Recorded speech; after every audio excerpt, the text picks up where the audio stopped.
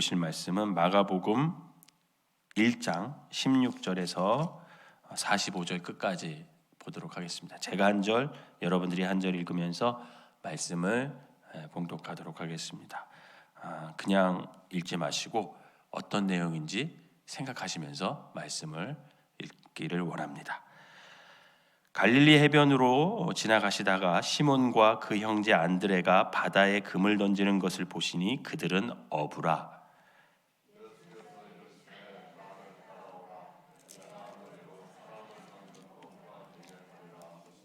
곧 그물을 버려두고 따르니라.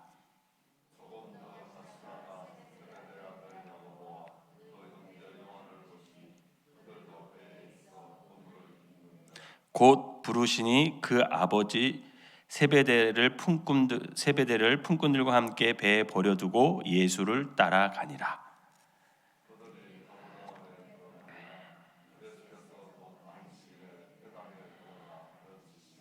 무사람이 그의 교훈에 논라니 이는 그가 가르치시는 것이 권위 있는 자와 같고 서기관들과 같지 아니함일러라.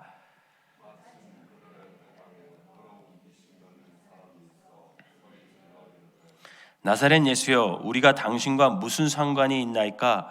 우리를 멸하러 왔나이까? 나는 당신이 누구인 줄 아노니 하나님의 거룩한 자이니이다.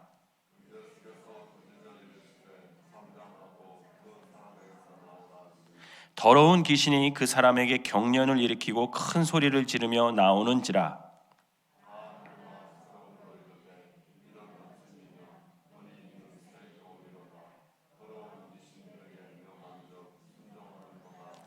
예수의 소문이 곧 온 갈릴리 사방에 퍼지더라.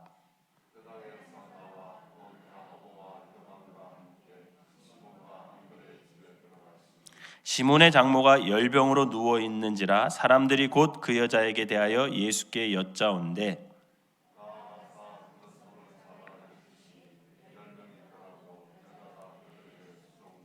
저물어 해 질 때에 모든 병자와 귀신 들린 자를 예수께 데려오니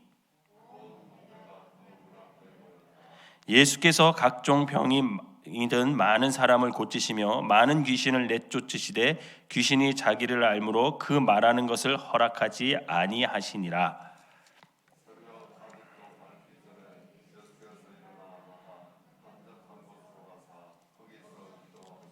시몬과 및 그와 함께 있는 자들이 예수의 뒤를 따라가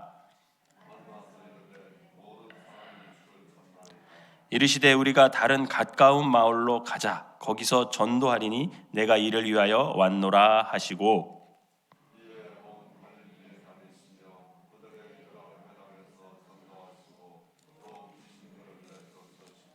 한 나병 환자가 예수께 와서 꿇어 엎드려 간구하여 이르되 원하시면 저를 깨끗하게 하실 수 있나이다.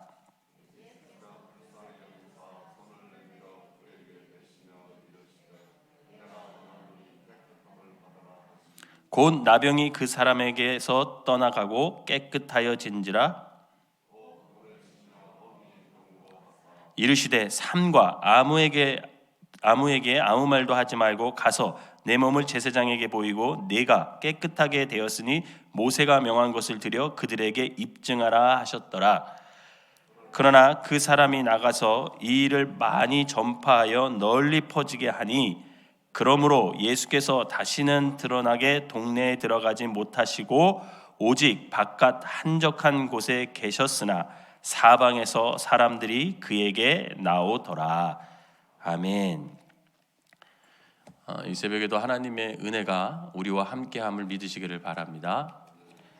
새벽에 나오실 때 꼭 겉옷을 입고 나오세요. 조금만 방심하면 감기 걸릴 수 있을 것 같더라고요. 그러니까 여러분들 꼭 위에 떨이 거쳐서 따뜻하게 입고 나오시기를 바랍니다. 마가복음을 월요일마다 함께 읽고 또 그 말씀을 가지고 우리가 함께 나누고 있는데요. 될 수 있으면 제가 한 장을 가지고 두 번에 걸쳐서 말씀을 전하려고 해요. 아무리 길어도. 그래서 그것을 통해서 우리가 마가를 통해서 하나님께서 오늘 우리에게 주시고자 하는 메시지가 뭘까? 그런 걸 우리가 좀 한번 깨닫고 그 말씀대로 또 하루를 살아보는 그런 계기가 됐으면 좋겠습니다. 여러분, 마가복음을 쓴 목적이 있을 거 아니에요, 그죠? 그냥 막 썼을 것은 아니잖아요. 이 마가라는 사람이 마가복음을 써서 성도님들에게 어떻게 하면 신앙생활을 더 잘할 수 있을까, 뭐 이런 어떤 목적을 가지고 썼을 텐데, 사복음서 중에서 가장 먼저 쓰여진 복음서가 뭘까요? 마태, 마가, 누가, 요한. 이 사복음서 중에서 가장 먼저 쓰여진 복음서 마가복음이에요. 마가복음. 마태복음이 처음 있다고 가장 먼저 쓰여진 게 아니라 마가복음이 처음 쓰여졌어요. 여러분, 마가복음이 AD 한 65년에서 70년경에 쓰여졌다고 이렇게 기록이 되어 있어요. 이제 추측을 해요. 많은 성서학자들이. 그러면 생각해 보세요. 예수님이 공생을 하시고 3년 동안 쫙 하시고 승천하셨잖아요. 그때가 예수님 나이가 한 33살 정도 이렇게 우리가 추정을 하면 AD 65년에 쓰여졌다는 것은 그보다 한 30년 조금 더 돼서 30년에서 40년 사이 예수님이 승천하시고 나서 그쯤에 마가복음이 기록된 거죠. 마가 요한을 통해서. 그런데 여러분, 이 마가복음이 쓰여졌던 이 AD 65년에서 70년경 사이에 로마에서 굉장히 큰 사건이 하나 일어나요. 여러분들 많이 들어보셨을 거야. 신앙생활 하시다 보면. 어떤 사건이 일어나죠? 로마에 불이 나, 불이. 이 불 났다고 해서 그냥 난 게 아니라 대화재라고 해서 로마 시내가 굉장히 다 불타버리는 사건이 일어나요. 여러분, 로마가 그때 당시 그 로마를 14행정구역으로 나뉘었대요. 14개의 행정구역으로, 뭐 송파구, 강동구 뭐 이렇게 있듯이 서울시에 그렇게 14구역을 나눴는데 불이 났는데 4개의 구역, 행정구역만 무사하고 모든 행정구역이 다 타버렸대. 뭐 수많은 사람들도 죽었겠죠. 근데 그 불을 누가 냈냐? 역사학자들이 누가 냈냐라고 말했을 때 그때 당시 황제가 누구였냐면 네로. 들어보셨죠? 이 네로 황제가 있었는데 이 네로 황제가 정치적인 목적을 가지고 불을 질러서 그렇게 됐다. 이런 기록을 역사학자들이 써놨습니다. 근데 사람들이 황제가 자기들을 돌봐야 할, 시민들을 돌봐야 할 황제가 로마 시내에 불을 냈다니까 이 소문이 흉흉해지고 이 권력의 자리가 위태위태해지는 거예요. 그러니까 이 로마 황제가 요 위기를 극복하려고 희생양이 필요했어요. 그 희생양이 누구냐? 누구로 정했냐? 기독교인을 정한 거예요. 기독교인을. 그래서 로마의 화재를 일으킨 사람들이 누구냐? 기독교인이다. 이렇게 누명을 씌워서 소문을 내기 시작했어요.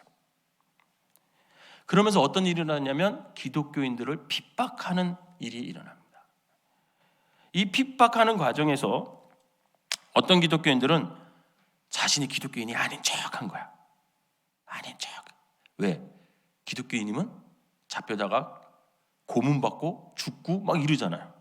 그러니까 아닌 척하고 지내다가 원래 예배를 드릴 기회가 있으면 예배를 드리고 뭐 이렇게 살았어요.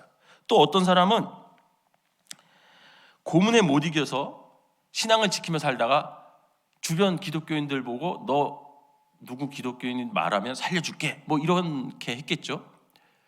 그래서 그렇게 고발당해서 막 가족이 죽고 막 공동체가 기독교 몰래 드리던 예배 공동체가 발각돼서 고문을 당하고 죽고 이런 순교하는 일이 막 벌어졌어요. 즉 기독교인이라는 이유만으로 핍박을 받고 고문을 당하고 순교를 당하는 그런 일들이 막 벌어지는 거예요. 그러니 그때 당시 기독교인들이 얼마나 두렵고 무서운 나날을 보냈는지 한번 상상해 보세요. 여러분 이렇게 새벽에 나와서 기도하다가 누군가 잡아가서 우리를 고문하고 막 그런 시대를 우리가 산다고 생각해 보세요. 얼마나 신앙을 지키는 게 두렵겠어요. 막 공포에 떨고 예배드리는 것이 목숨을 걸고 거는 거야. 예배드리는 거야.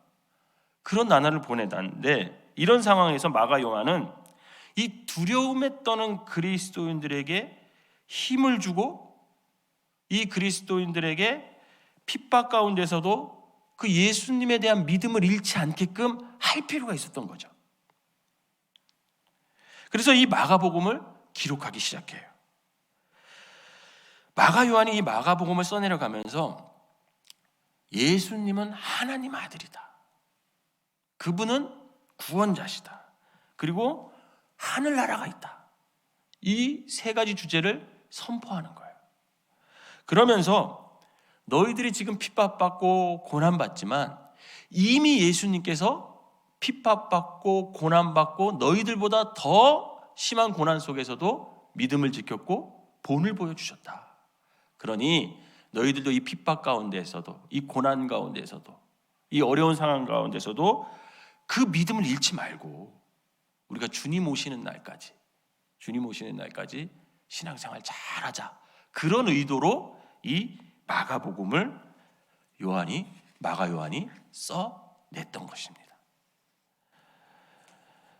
여러분, 오늘 우리가 본문에서 16절부터 이제 끝절 45절까지 이렇게 쭉 읽었는데, 제가 항상 말씀드리는 게 내용을 좀 분석하면 본문이 쉽다 그랬잖아요.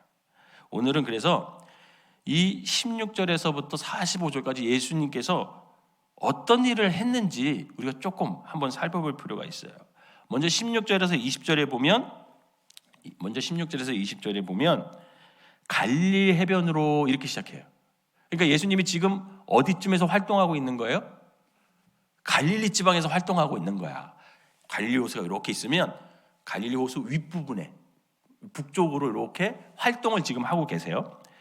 그래서 그 갈릴리 해변에서 활동을 하고 있는데, 그곳에서 예수님께서 하신 것이 첫 번째 16절에서 20절에 뭐예요? 그렇죠. 제자들을 부르세요. 제자들을 불러요. 4명을 부르죠. 누구를 부르죠? 시몬. 오늘 보면 시몬이라고 나와. 시몬은 누구예요? 베드로. 그 다음에 시몬의 형제 안드레를 불러요. 그죠? 먼저 이 두 사람을 부르고 조금 갔다가 누구와 누구를 또 만나요? 야고보와 요한을 4명을 불러요. 19절에 보면. 여러분, 이들의 직업이 뭐래요? 어부래요. 맞아요. 이 4사람을 예수님께서 부르셨어요. 나를 따라와라. 내가 너희를 사람 낚는 어부가 되게 하리라. 그랬더니 이 4사람들이 모두 버려두고, 여러분 얼마나 결단이 강했는지 표현이 곧, 그죠? 곧 부르심을 받고 나서 그냥 망설인 게 아니야. 성경에 보면 아주 곧 이렇게 표현이 돼 있어요. 즉 곧 버려두고 예수님을 따라갔대. 자기가 했던 모든 배, 그물, 심지어 아버지까지, 부모까지 다 버리고 예수님을 따라갔어요. 이렇게 예수님이 이 16절에서 20절까지 한 일이 사람을 부르죠. 사람을. 제자들을 부르셨어요. 여러분, 예수님께서 이 땅에 오셔서 혼자 하나님의 일을 하지 않았어요. 예수님이 전지전능하시죠. 그렇죠? 믿으십니까? 예. 맘만 먹으면 다 구원시킬 수 있겠죠. 그러나 그렇게 하지 않으셨어요.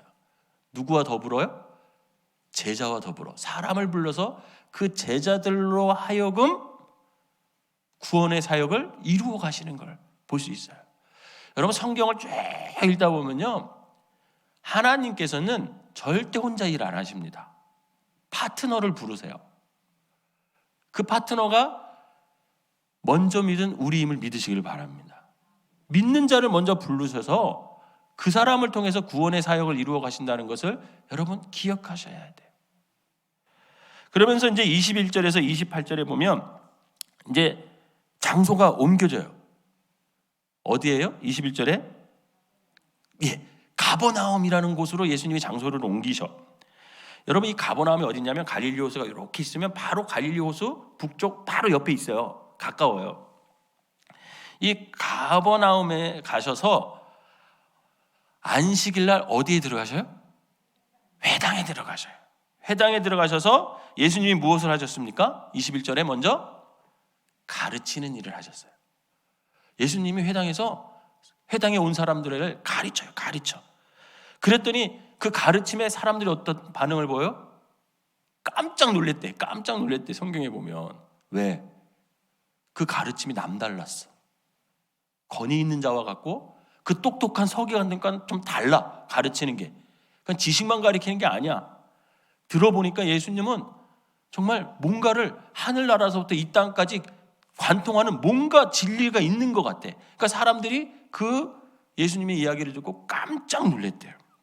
근데 마침 그때 회당 안에 누가 있었어요? 더러운 귀신 들린 자. 쉽게 말하면 귀신 들린 자가 있었던 거야. 그래서 예수님께서 그 귀신 들린 사람을 어떻게 했습니까? 그 사람을 지배하고 있는 귀신을 쫓아내 주셨어. 그게 25절, 26절에 나와요. 그런데 이 장면에서요, 아주 재밌는 장면이 나와요. 여러분, 어떤 장면입니까? 24절 한번 읽어볼까요? 여러분, 24절 시작. 나사렛 예수여, 우리가 당신과 무슨 상관이 있나이까? 우리를 멸하러 왔나이까? 나는 당신이 누구인 줄 아노니 하나님의 거룩한 자니라. 여러분, 귀신이요, 예수님을 알아봐요. 예수님이 누구신지를 알아봐. 여러분, 놀랐지 않습니까? 귀신이 딱 예수님을 보더니 그 예수님이 누군지 아냐면 하나님의 거룩한 자라는 걸 알아봐요. 여러분, 이 하나님의 거룩한 자를 원어를 찾아서 분석해서 가보면 결국 무슨 뜻이냐면 예수님이 메시아라는 거야. 예수님이 구원자라는 거야. 여러분, 그걸 누가 알아요? 귀신이 알아. 귀신이. 여러분, 귀신도 예수님이 메시아인 줄 알아요. 구원자인 줄 알아요. 여러분, 하물며 우리 믿는 자가 예수님을 구원자로 모르고 못 믿는다? 이거 문제가 있는 거예요. 심각한 문제가 있는 거야, 우리 신앙에. 내가 신앙생활 하다가 그냥 예수님을 그냥 성인, 어떤 훌륭한 사람, 나도 뭐 그런 사람처럼 살아야지, 이 정도로 하면 안 돼요. 여러분, 예수님은 메시아, 구원자임을 믿으시길 바랍니다. 귀신도 그걸 알았어요. 그러면서 29절 34절에 어떤 또 장면이 있냐면 장소가 또 계속 어디예요? 이제 회당에 와서 누구네 집으로 옮겨져요? 시몬과 안드레의 집으로 예수님이 이동해. 시몬과 이제 하루 종일 사역을 했으니까 좀 쉬려고 그러셨겠죠. 시몬과 안드레의 집으로 이동했는데, 여러분, 거기서도 무엇을 하세요? 시몬 장모, 베드로의 장모님이 어떻게 됐어? 열병에 걸렸어요. 성경 잘 읽으셨네. 같이 잘 기억하시네. 열병에 걸렸어요. 열병을 걸렸는데 그 열병을 고쳐주세요. 그래서 좀 쉬려고 했는데 고침받은 이 장모가 이제 수종을 든다 이렇게 나오죠. 예수님을 잘 섬겼겠죠. 그런데 저물어 해질 때 이렇게 표현이 됐거든요. 저물어 해질 때 그 동네 사람들 중에 모든 병자와 귀신 들린 자들을 데리고 예수님께 오는 거야. 쉬고 싶은데 예수님께 오셔서 얼마나 많은 사람들이 왔으면 33절에 보면요, 뭐라고 표현됐냐면 온 동네가 그 문 앞에 모였더라. 온 동네가. 예수님은 그 모든 귀신 들린 자들을 고치시고 병든 자를 낫게 해주셨어요. 그리고 나서 이제 35절에 39절 보면 새벽 아직도 밝기 전에, 이게 무슨 말이에요? 잠을 못 주무신 거야. 해질녘 때부터 계속 시몬 베드로 집에서 장모님을 고치고 사람들이 계속 몰려오니까 귀신도 이제 쫓고 병든 자 고쳐지고 거의 꼬박 세우고 새벽 밝기도 전에 예수님께서 일어나 하신 일이 뭐예요? 한적한 곳에 가셔서 기도했어요. 놀라워요. 따라갈 수가 없어요. 여러분 하루 종일 밤새서 일하면 새벽 미명의 시간에 뭐 해야 돼? 자야지, 쉬어야지. 근데 예수님은 쉬는 게 기도야. 따라갈 수가 없어. 이렇게 기도를 해요. 그러면서 기도하는 것으로 멈추는 것이 아니라 뭐라 그러냐면 어떻게 가요? 거기서도 다시 또 회당에서 여기 보니까 이 39절에 보면 이에 온 갈릴리 다니시며 그들이 여러 회당에서 전도하시고 또 귀신 든 자. 이제는 예수님이 가만히 앉아 있는 게 아니라 막 찾아다니면서 귀신 들린 자 전도 이 사역을 계속 감당하셔요. 그리고 나서 40절에 45절에 한 사건을 딱 클로즈업 해주는 장면이 나와요. 아마 이 장면은 예수님이 여기 보면은 예수님들과 이렇게 우리가 다른 가까운 마을로 이렇게 돌아다니면서 전도하시고 귀신 들리다가 있었던 사건을 너무 중요하니까 마가가 클로즈업해서 딱 기록해 놓은 것 같아요. 그 40절에서 45절에 여기서 한 나병 환자가 예수님께 꿇어 엎드려서 간구를 하죠. 그죠? 저를 좀 깨끗하게 해달라. 여러분, 이 나병 환자가 평생 나병을 갖고 살아왔을 그 인생을 한번 생각해 보세요. 여러분, 우리가 온 몸에서 조금만 어딘가 아프면, 그죠? 너무 고통스럽잖아요. 요즘에 저희 어머니가 이제 86세 정도 되셨는데 허리가 아프세요, 허리가. 근데 어른들 그런 마음 있잖아요. 시골에 사시는 분들은 시골 병원을 잘 믿을까요? 안 믿을까요? 안 믿어. 왜? 매일 가봤자 똑같은 판단하고 똑같은 약 주니까. 그러니까 이 시골에 사시는 어르신들은 소원이 뭔지 아세요? 서울에 한번 가가지고 엑스레이 사진 한번 찍고 거기서 서울 의사가 한번 이렇게 괜찮습니다 그러면서 다른 약 한번 주잖아요. 그러면 아파도 한 달 이상은 또 건강하게 사죠. 여러분, 서울에 사시는 걸 행복하게 여기시길 바랍니다. 시골에 사시는 분들은 서울 와서 병원 한번 가서 그 서울 의사한테 진단받는 게 소원이야. 허리가 아프신 거야. 이 허리가 아프니까 만사가 귀찮으셔. 하물며 이 나병이 걸려서 평생을 산 이 사람이 얼마나 힘들었겠어요. 그런데 그 예수님이 그 나병 환자를 딱 보시고 어떤 마음이 드셨어요? 오늘 성경에 굉장히 중요한 단어가 나와요. 불쌍한 마음이다. 불쌍히 여기사 그래요. 예수님이 그 나병 환자를 딱 보고 너무 불쌍했대요. 불쌍히 여기사 그를 깨끗하게 고쳐주셨어요. 그리고 부탁을 하나 하죠. 어디 가서 말하지 말아라. 근데 여러분 은혜 받으면 말하고 싶어요? 안 말하고 싶어요? 말하고 싶어요. 말려도 하고 싶어. 이 사람이 병 고침에 은혜를 입었어. 너무 기쁜 거야. 그러니까 예수님이 좀 말하지 말아라. 근데 온 동네 가서 다 얘기를 했어. 온 동네 가서 다. 그랬더니 어떤 일이 일어나요? 사방에 있던 사람이 다 예수님께 나오는 역사가 생기는 거예요. 그러면서 본문이 끝이 나요. 여러분, 오늘 본문 1장에 16절에서 45절까지 정리를 간단하게 하면 우선 예수님께서 하신 일이 첫 번째 뭐예요? 제자를 부르신 거예요. 그죠? 예수님과 함께 할 사역을 할 제자를 불러요. 두 번째, 귀신을 내쫓았어요. 귀신을 내쫓으시는 일을 해요. 세 번째, 병 고치시는 일을 해요. 병 고치시는 일. 네 번째, 가르치시는 일을 해요. 회당에서 가르치세요. 다섯 번째, 뭐 하세요? 전도하세요. 전도. 그죠? 전도하시러 온 마을에 돌아다녔다. 이렇게 5가지 일을 하죠. 여러분, 제자를 삼는 것, 귀신을 내쫓는 것, 병을 고쳐주는 것, 기도하신 것, 가르치신 것, 그 다음에 전도하시는 것. 여러분, 이런 것을 예수님이 하셨다는 것은 누구도 해야 된다는 뜻이에요? 우리도 해야 된다는 뜻이에요. 예수님 귀신 쫓는 거, 여러분, 예수의 이름으로 우리도 할 수 있어요. 믿으시길 바랍니다. 그렇기 때문에 이 사역을 우리가 감당해 나가야 되는 거예요. 신앙생활 하면서. 저는 오늘 이 본문을 읽으면서 각자 여러 은혜를 받을 수 있어요. 그죠? 이 본문 쭉 굉장히 길잖아요.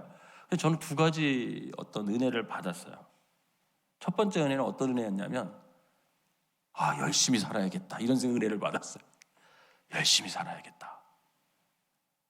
오늘 본문에 예수님이 갈릴리 지방 중심으로 사역을 하세요. 처음 사역을. 그런데 본문을 읽다 보면 예수님이 사역을 하시는데 쉴 틈이 있어요, 없어요? 쉴 틈이 없어. 쉴 틈 없이 당신의 사역을 감당하세요. 32절에 저물어 해질 때까지 일을 했어. 그럼 좀 쉬어야 되는데 새벽이 가까울 때까지 또 밤새도록 당신의 사역을 감당하세요. 제자를 부르고 귀신을 내어쫓고 병을 고치고 기도하시고 전도하시고 가르치시고. 여러분, 예수님의 삶이요 굉장히 다이나믹한 것을 볼 수가 있어요. 그죠? 이 한 장을 쫙 보면 와, 어떻게 하루 24시간을 이렇게 쓰지? 이런 생각이 들 정도로 열심히 그냥 사역을 하세요. 예수님 당신이 이 땅에서 맡은 일들을 최선을 다해서 감당하는 모습을 우리는 성경을 통해서 만날 수 있습니다. 여러분, 이처럼 우리 그리스도인들은 예수님처럼 열심히 살아야 돼요. 열심히 사시길 바랍니다. 부지런해야 돼요. 부지런해야 돼요. 엄한데, 죄 짓는데 거기에 부지런하지 말고 하나님께서 줄로 재어주신 구역 안에서 우리가 맡은 사역을 위해서 부지런히 열심히 감당해야 된다는 거예요. 여러분, 하나님이 줄로 재어진 구역이 어디예요? 다 각기 다르죠. 가정도 있을 거고 직장도, 교회도. 여러분, 가정에서 부모로서, 아내로서, 남편으로서, 자녀로서 열심히 섬겨야 돼요. 섬겨야 돼요. 부모는 자녀들을 섬기고 자녀들은 부모를 섬기고 아내는 남편을, 남편은 아내를 열심히 섬겨야 돼요. 최선을 다해서 섬겨야 돼요. 결혼 초 잠깐만 그런 게 아니라 끝까지. 직장에서 내가 맡은 일, 여러분 최선을 다해서 감당하시길 바랍니다. 야, 저 사람이 맡으면 뭔가 달라. 알고 보니 그리스도인이네? 이런 말을 들을 정도로 최선을 다해서 직장 내에서도 그렇게 그리스도인들은 열심히 부지런히 감당을 해야 되는 거예요. 여러분, 교회에서 내가 맡은 직분 최선을 다해서 감당하시기를 바랍니다. 교사로서, 반주자로서, 기도하는 그 자리에서 안내, 청소, 직분도 있잖아요. 장로님들, 권사님들, 집사님들 최선을 다해서 내가 맡은 직분을 감당해야 됩니다. 여러분, 게으른 사람은 그리스도인이라고 말할 수 없어요. 왜냐하면 게으름은 죄이기 때문에 그래요. 여러분, 게으름이 왜 죄인 줄 아세요? 게으른 사람은요, 하나님께서 맡긴 사역을 감당을 할 수가 없어요. 자꾸 내일로 미뤄. 아유, 내일 해야지. 내일. 그럼 주님 앞에 설 때까지 미뤄. 게으른 사람.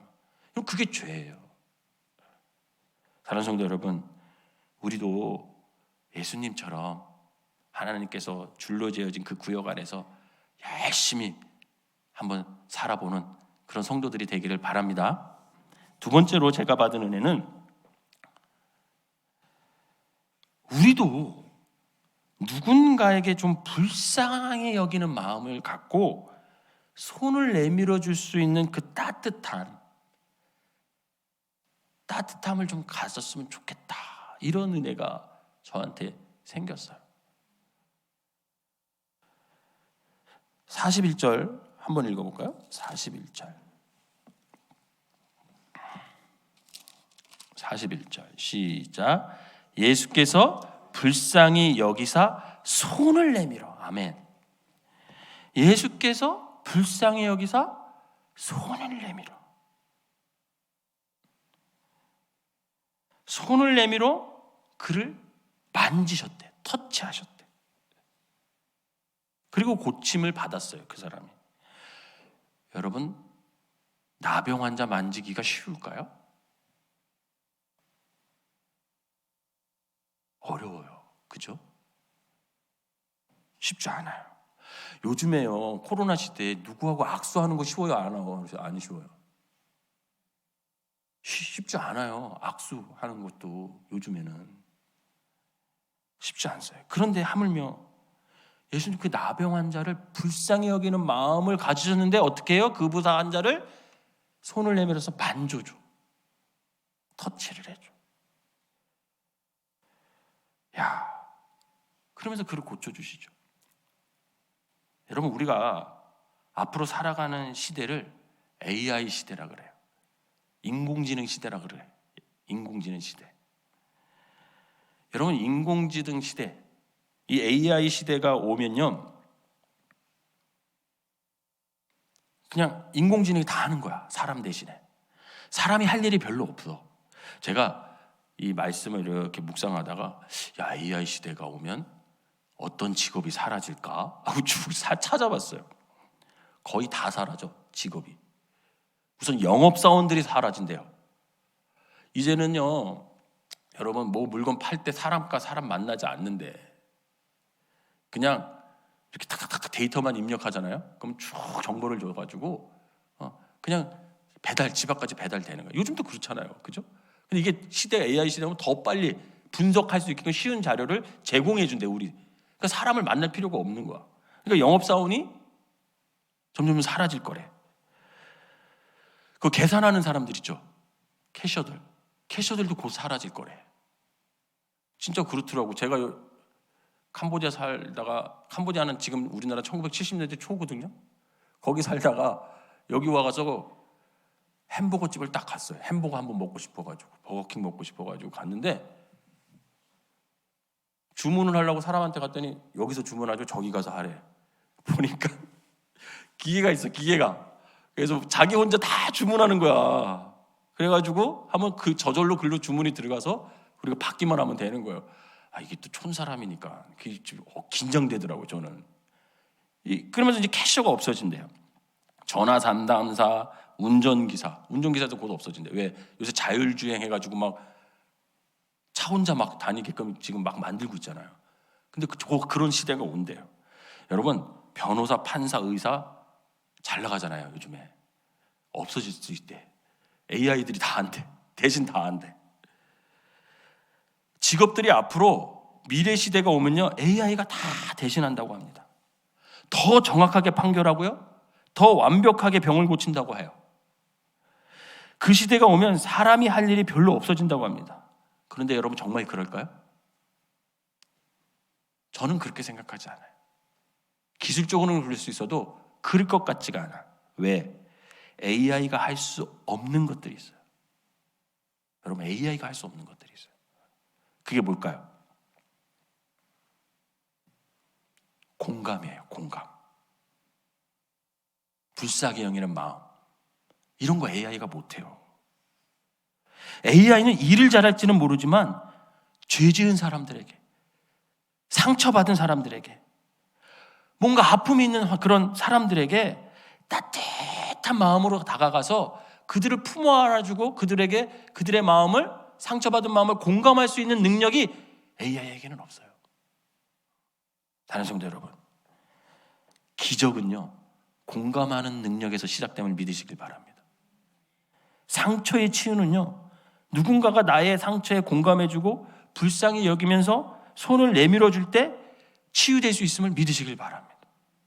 그래서 앞으로 미래 시대에 AI를 뛰어넘을 수 있는 사람은 어떤 사람이냐? 이 공감 능력이 뛰어난 사람, 불쌍한 여기는 마음이 있는 사람들, 이 사람들을요, AI가 할 수 없는 일을 할 수가 있는 거예요. 요즘 시대를 보세요. 남에게 관심 있어요, 없어요? 남에게 관심 없어. 관계 능력 굉장히 떨어져요. 따뜻함 점점 사라져요. 위로가 사라지는 시대를 우리가 살아가고 있어요. 위로가 필요한데, 상처는 받는데 그 상처를 치유할 수 있는 사람이 아무도 없어. 제가 깜짝 놀라는 게 있었어요. 한국에 와서 제가 주민등록 등본이 필요해서 장지동 동사무소를 갔어요. 가서 이렇게 기다리고 있는데, 그때가 어느 때였냐면 국가지원금 나왔을 때 신청하고 막 그거 타고 막 이런 이 업무 가서 막 바쁘더라고요, 그 장지동 동사무소 공무원들이. 근데 그 12%에 못 들은 사람들이 있을 거 아니야. 이의 신청을 하러 온 거야, 많은 사람들이. 왜 나는 제외됐냐. 그랬는데 이 사람들을 제가 거기서 이렇게 서서 그분들의 이의 제기를 하러 오신 분들의 얼굴 표정을 봤어요. 우선 무표정해. 그리고 나만 한번 건드려봐, 내가 지금 싸울 준비가 돼 있더라고. 그 얼굴과 그 말투가 벌써 친절하지 않아. 이미 자회된 거에 대해서 완전 이 상처를 받았어 이미. 그래서 공무원들에게 뭐 물어봤을 때 그 공무원이 자기가 원하는 대답을 안 해주거나 불친절하게 하거나 자기 생각에 그러면 싸울 태세를 갖고 있더라고. 그 표정과 그 말투와 그 모든 것들이. 그래서 깜짝 놀랐어요. 제가. 사람들이 너무 마음이 강박하구나. 촌사람이 얼마나 무서웠겠어요. 그 상황이. 막 사람들이 독이 올라 있는 거예요. 막 독이 올라 있어. 그걸 보면 제가 상처는 받는데 저 상처를 치유할 사람이 없구나. 위로가 사라지는 시대를 우리가 살아가고 있어요. 아픔은 큰데 그 아픔을 누군가 캐치하면서 손을 내밀어주고 따뜻하게 토닥토닥토닥 해줄 사람이 너무 없는 거예요. 여러분, 그러면 그런 일을 누가 해야 돼요? 우리 그리스도인들이 해야죠. 우리가 해야죠. 상처에 공감해주고 아픔에 손 내밀어주면서 그 사람 지쳐있는 어깨를 토닥토닥 걸어주면서 그 사람을 좀 위로해주는 일, 그 사람의 손을 좀 잡아주는 일. 여러분, 그래야 기적이 일어나고 그래야 치유가 일어나는 겁니다. 오늘 우리 주변에 나병 환자와 같이 불쌍한 사람들이 있어요. 불쌍한 사람들이. 그들에게 찾아가 그들의 상처에 공감해주고 그들의 아픔에 손을 내밀어 위로해주는 저와 여러분이 되시기를 주님의 이름으로 부탁을 드립니다. 기도하겠습니다. 사랑과 은혜가 충만하신 하나님 아버지, 참 힘든 시대를 우리가 살아가고 있습니다. 열심히 살지 않으면 뒤처지는 것 같고, 열심히 살아도 어떤 열매를 걷는 것도 아니고, 그래서 상처받고, 그래서 힘들고, 어디에서 하소연해도 누군가 내 얘기를 들어주지 않는 그런 힘들고 어려운 시대를 살고 있습니다. 그럼에도 불구하고 오늘 예수님께서 더 힘든 세상 속에서도 참 당신이 맡은 사역을 위해 참 열심히 살아가는 것을 우리가 봅니다. 우리가 그 정도까지는 못할지라도 하나님께서 줄로 지어진 구역 안에서 맡긴 사명 부지런히 열심히 감당하다가 행여나 그 안에 상처받은 사람들이 있다면 그들을 품을 수 있는 공감 능력이 우리에게 있어서 손을 내밀어주고 그들의 어깨를 토닥토닥거려주고, 그래서 우리가 함께 힘을 낼 수 있는 위로자들이 될 수 있도록 하나님 인도하여 주시옵소서. 오늘 하루도 주님께서 우리를 돌보시되 하나님 악한 영들이 해하지 못하도록 천군 천사가 우리를 지켜주시고 그리스도인의 품위를 잃지 않는 귀한 하루가 되게 하여 주시옵소서. 예수님의 이름으로 기도하옵나이다. 아멘.